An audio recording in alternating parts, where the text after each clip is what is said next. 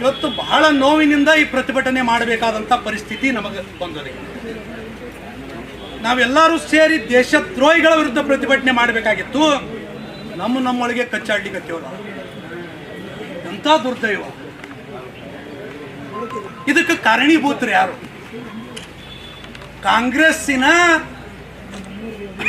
Vote bank ಪಾಲಿಟಿಕ್ಸ್ಗಾಗಿ ಹಿಂದೂಗಳಲ್ಲಿ ಜಾತಿಗಳ ಮಧ್ಯೆ ಬೆಂಕಿ ಹಚ್ಚು ಕೆಲಸ ಇವತ್ತು ಕಾಂಗ್ರೆಸ್ ಸರ್ಕಾರ ಮಾಡ್ತಾ ಇದೆ. ಅಂತ ನೋವಿನ ಸಂಗತಿ. ಪೂಜ್ಯ ಕಾಡಸಿದ್ದೇಶ್ವರ ಮಹಾಸ್ವಾಮಿಗಳು ಕೇವಲ ಒಂದು ಸಮಾಜಕ್ಕೆ ಸೀಮಿತ ಆಗಿಲ್ಲ, ಹಿಂದುತ್ವವನ್ನು ಪ್ರತಿನಿಧಿಸುವಂತಹ ಇಡೀ ಹಿಂದೂ ಸಮಾಜದ ಮಹಾನ್ ಸ್ವಾಮಿಗಳಾಗಿ ಇವತ್ತು ಕಾಡಸಿದ್ದೇಶ್ವರ ಸ್ವಾಮೀಜಿಗಳು ಇವತ್ತು ಮಾನ್ಯ ಮುಖ್ಯಮಂತ್ರಿ ಸಿದ್ದರಾಮಯ್ಯನವರಿಗೆ ನಾನು ಸಮಸ್ತ ಹಿಂದೂಗಳ ಪರವಾಗಿ ಕೇಳಲಿಕ್ಕೆ ಇಚ್ಛೆ ಪಡ್ತೀನಿ.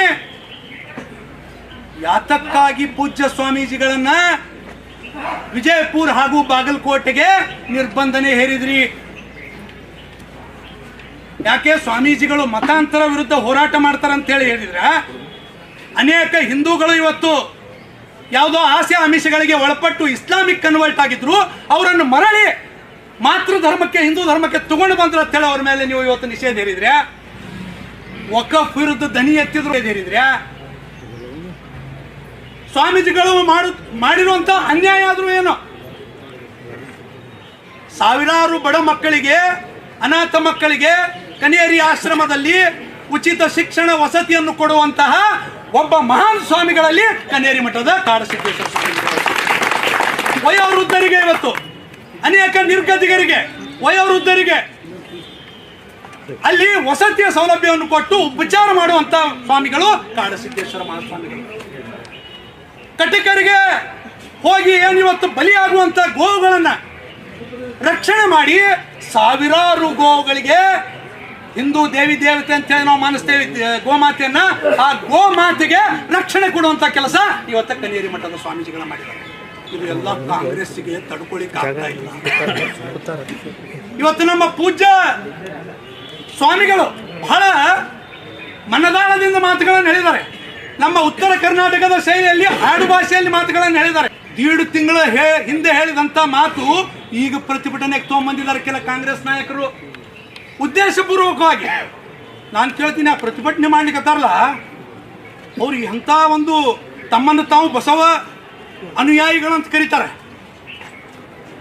ಇವತ್ತು ನಾನು ಹೇಳ್ತೀನಿ, ಆ ಬಸವ ಅನುಯಾಯಿಗಳಿಗೆ ಕೆಲವರಿಗೆ, ಎಲ್ಲರಿಗೂ ಅಲ್ಲ, ಯಾರಿವತ್ತು ತಮ್ಮನ್ನು ತಾವು ಬಸವ ಅನುಯಾಯಿಗಳು ಅಂತ ಹೇಳ್ತಾರಲ್ಲ, ನಾವೆಲ್ಲ ಇಲ್ಲಿ ಸೇರಿದಂಥವ್ರು ನಿಜವಾದ ಬಸವಣ್ಣನ ಭಕ್ತರು. ಯಾವುದೇ ಒಂದು ನೀತಿಗೆಟ್ಟ ಪ್ರತಿಭಟನೆಯನ್ನು ನಾವು ಮಾಡ್ತಾ ಇಲ್ಲ. ಎಂಥ ಪ್ರತಿಭಟನೆ ಮಾಡಿದ್ರು ಅವರು, ಅಚ್ಚರಿ ಆಗ್ತದೆ. ಕಾಡಸಿದ್ದೇಶ್ವರ ಮಹಾಸ್ವಾಮಿಗಳ ವಿರುದ್ಧ ಅವರ ಭಾವಚಿತ್ರವನ್ನು ಮಾಡಿ ಪಾದರಕ್ಷೆಗಳಿಂದ ಹೊಡೆಯೋದು, ಅದನ್ನು ಚಪ್ಪಲಿಯಿಂದ ಹೊಡೆಯೋದು, ಅದ್ರ ಮೇಲೆ ಉಗುಳೋದು. ಹಿಂದೂ ಸಮಾಜ ಹುಟ್ಟಿರೋ ಯಾರಿಗೆ ಹುಟ್ಟಿರಿ? ನಾಚಿಕ್ ಬರಂಗಿಲ್ಲ ನಿಮಗೆ? ಸಾವಿರಾರು ಹಿಂದೂ ಅನಾಥ ಮಕ್ಕಳನ್ನ ಸಾಕುವಂತ ಸ್ವಾಮೀಜಿಗೆ ಈ ರೀತಿ ಅಪಮಾನ ಮಾಡ್ತೀರಿ? ಹೊಟ್ಟಿಗೆ ಅನ್ನನೇ ತಿಂತೀರಂತ ನಾನು ತಿಳ್ಕೊಂಡಿದ್ದೀನಿ. ಅನಿವಾರ್ಯ ಆಗ್ತದ. ಕೆಲವೊಂದು ಬಾರಿ ಯಾವ ಭಾಷೆಯಲ್ಲಿ ಅವ್ರು ತಿಳ್ಕೊತಾರೋ ಅದೇ ಭಾಷೆಯಲ್ಲಿ ಹೇಳ್ಬೇಕಾಗ್ತದೆ. ಅಷ್ಟೇ ಅಲ್ಲ, ಇನ್ನೊಂದು ಅಚ್ಚರಿ ಕೇಳ್ರಿ ಸಹೋದರರೇ, ಪೂಜ್ಯರೇ. ಮೊನ್ನೆ ವಿಜಯಪುರದಲ್ಲಿ ಒಂದು ಪ್ರತಿಭಟನೆ ಮಾಡ್ತಾರೆ. ಆ ಪ್ರತಿಭಟನೆಯಲ್ಲಿ ಒಬ್ಬ ಮುಸಲ್ಮಾನ್ ಮುಲ್ಲಾ ಬರ್ತಾನೆ. ಅದ್ರೊಳಗೆ ಪ್ರತಿಭಟನೆ ಇದ್ದಿದ್ದೇ ಬೇರೆ. ಅದಕ್ಕೆ ಅಲ್ಲಿ ಕಾಡಸಿದ್ದೇಶ್ವರ ಮಹಾಸ್ವಾಮಿಗಳ ಫೋಟೋ ತಂದು ಆ ಫೋಟೋ ಮೇಲೆ ಉಗುಳಿ ಮೂತ್ರ ವಿಸರ್ಜನೆ ಮಾಡ್ಲಿಕ್ಕೆ ಹೋಗ್ತಾನ. ಏ ಮಗನ ಮುಲ್ಲಾ, ತಾಕತ್ತಿದ್ರ ಬಾ ಮಗನ. ಯಾರ್ದೋ ಪ್ರತಿಭಟನೆ ಒಳಗೆ ಹೋಗಿ ನಿಂದು ಬೆಳಿ ಬೇಸೊಳಗೆ ಹೊಂಟಿಯಲ್ಲಿ ಹಿಂದೂ ವಿರೋಧಿ ಕೆಲಸ ಮಾಡ್ಲಕ್ಕತ್ತಾನ. ಸಾಕಷ್ಟು ಜನ ಇವತ್ತು ನೋಡ್ರಿ ಅನ್ಕೊಂಡಿದ್ದೀನಿ. ಯಾರೇ ಇಲ್ಲ ಅಂದ್ರೆ ನನ್ನ ಕಡೆ ವಿಡಿಯೋ ಅದು ಪ್ರೂಫ್ ಅದ. ಮೂತ್ರ ವಿಸರ್ಜನೆ ಮಾಡಿ ಹಾಕೋ ಮಗನ. ಹಿಂದೂಗಳೊಳಗೆ ನಮ್ಮ ಅಣ್ಣ ತಮ್ಮಂದ್ರ ಜಗಳದ, ನಾವು ಬಗೆಹರಿಸುತ್ತೇವೆ, ಬೂಟಿಟ್ಟು ಹೊಡಿತೀವ ಮಗನ. ಇನ್ನೊಂದು ಇಂಥ ಕೆಲಸ ಮಾಡ್ತೀವಿ. ನೀ ಯಾಕೆ ಹೋಗಲ್ಲ ಇದ್ರಾಗ? ನಿಂದೇನದ ಇಲ್ಲೇ ಕೇಸರಿ ಶಾಲ್ ಒಳಗೆ ಕೆಲವೊಂದು ಸಣ್ಣ ಪುಟ್ಟ ಮನಸ್ತಾಪ ಬಂದಾವ. ಪೂಜ್ಯ ಸ್ವಾಮೀಜಿಗಳು ಏನು ಹೇಳ್ಯಾರ ಗೊತ್ತದಲ್ಲ, ಅವ್ರು ಮಾತಾಡೋಂಥ ಸಂದರ್ಭದಲ್ಲಿ ಅವ್ರು ಯಾರ್ಯಾರು ಇವತ್ತು ತಪ್ಪು ಮಾಡ್ಯಾರ ಅವ್ರನ್ನ ಮುಂದಿನ ಸಲ ಅದೇ ವೇದಿಕೆಗೆ ನಾನೇ ಕರ್ಕೊಂಡ್ ಬರ್ತೀನಿ ಅನ್ನೋ ಮಾತು ಹೇಳ್ಯಾರ. ಇದು ಕಾಡಸಿದ್ದೇಶ್ವರ ಮಾತು. ಅಷ್ಟು ನಿನಗೆ ನಾಚಿಕೆ ಅಲ್ಲ? ಆ ನಡಬರ್ಕ ಮುಲ್ಲನ್ ತಂದ ನಮ್ಮ ಸ್ವಾಮಿಗಳಿಗೆ ಚಪ್ಪಲಿ ಹೊಡಿಸ್ತೀರಿ. ಯಾಕೋ ಜಿಯಾದಿ ಒಬ್ಬ ಹಿಂದೂ ಯುವಕನ ಮುಟ್ಟಿ ನೋಡು, ಯಾವುದೋ ಇದ್ರೊಳಗೆ ಯಾವುದೋ ಬೆಳೆ ಬೇಯಿಸೊಳಗೆ ಹೊಂಟ್ರಿ ನೀವು. ಅದಕ್ಕೆ ದಯಮಾಡಿ ಇವತ್ತು ನಾವು ಹಿಂದೂ ಸಹೋದರರು ಸಹೋದರಿಯರು ಎಚ್ಚೆತ್ತುಕೊಳ್ಬೇಕಾಗಿದೆ. ಇದೊಂದು ಬಹಳ ದೊಡ್ಡ ವ್ಯವಸ್ಥಿತ ಷಡ್ಯಂತ್ರ ನಡೀತಾ ಇದೆ. ಜಾತಿಗಳ ಮಧ್ಯೆ ವಿಷ ಬೀಜ ಬಿತ್ತಿ ಹಿಂದೂಗಳನ್ನು ಒಡೆಯುವಂಥ ಕೆಲಸ ಮಾಡ್ತಾ ಇದ್ದಾರೆ. ಈಗಾಗಲೇ 2018ರಲ್ಲಿ ಇಂಥದಕ್ಕೆ ಕೃತ್ಯಕ್ಕೆ ಕೈ ಹಾಕಿ ಕಾಂಗ್ರೆಸ್ ಕೈ ಸುಟ್ಕೊಂಡಿದೆ.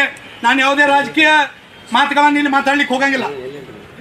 ಈಗಿನ ಕರ್ನಾಟಕದ ಸರ್ಕಾರದ ಏನು ಅವಲೋಕನ ಮಾಡಿದಾಗ ನಾವು ಹಿಂದಿಲಿಂತನೂ ನೋಡ್ತಾ ಬಂದಿದ್ದೀವಿ. ಈಗ ಅಲ್ಲ 70 ವರ್ಷದ ರಾಜಕೀಯ ಜೀವನದಲ್ಲಿ ನಮ್ಮ ಹಿಂದೂ ಧರ್ಮವನ್ನು ತಿಳಿಯುವಂಥ ಕೆಲಸ ಈ ಕಾಂಗ್ರೆಸ್ ಸರ್ಕಾರ ಮಾಡ್ತಾ ಬಂದಿದೆ. ಹೋಲಿಕೆ ರಾಜಕಾರಣ ಮೂಲಕ ತಮ್ಮ ಅಧಿಕಾರದ ಸ್ವತ್ತನ್ನು ಇಡೀ ನಮ್ಮ ದೇಶದ ನಮ್ಮ ಕರ್ನಾಟಕ ರಾಜ್ಯದ ಜನರಿಗೆ ಅನ್ಯಾಯ ಮಾಡುವಂಥ ಸರ್ಕಾರ ನಮ್ಮ ಕರ್ನಾಟಕದಲ್ಲಿದೆ. ಇವತ್ತೇನು ಸ್ವಾಮಿಗಳ ಮೇಲೆ ನಿರ್ಬಂಧ ಹೇರಿರುವಂಥದ್ದು ಇದು ಹೇಡಿತನದ ಕೆಲಸ. ಸ್ವಾಮಿಗಳ ಹತ್ರ ಏನು ಬೇಡಬೇಕಂದ್ರೆ ನಮ್ಮ ರಾಜ್ಯ ಒಳ್ಳೆಯದಾಗಲಿ, ಅಲ್ಲಿ ಸಂಸ್ಕಾರ ಸಂಸ್ಕೃತಿ ಅವರಿಗೆ ಸಾಮಾಜಿಕ ಸಾಮರಸ್ಯವನ್ನು ಕೂಡಿಸುವಂಥ ಕೆಲಸ ನಾವು ಬೇಡಬೇಕು. ಅಂಥವ್ರನ್ನು ನಾವು ಸಾಮರಸ್ಯ ಬೆಳೆಸುವಂಥ ಸ್ವಾಮೀಜಿಯವರನ್ನು ಇವತ್ತು ನಿರ್ಬಂಧ ಹಾಕಿರುವಂಥದ್ದು ಬಹಳ ಖಂಡನೀಯವಾದಂಥದ್ದು. ಎಲ್ಲ ಸ್ವಾಮಿಗಳು ಕೂಡ್ಕೊಂಡು ನಾವು ಇದಕ್ಕೆ ನಾವು ಹೋರಾಟಕ್ಕೆ ನಿಂತಿದ್ದೀವಿ. ನಾವು ಹೋರಾಟ ಮಾಡೋಂಗಿಲ್ಲ.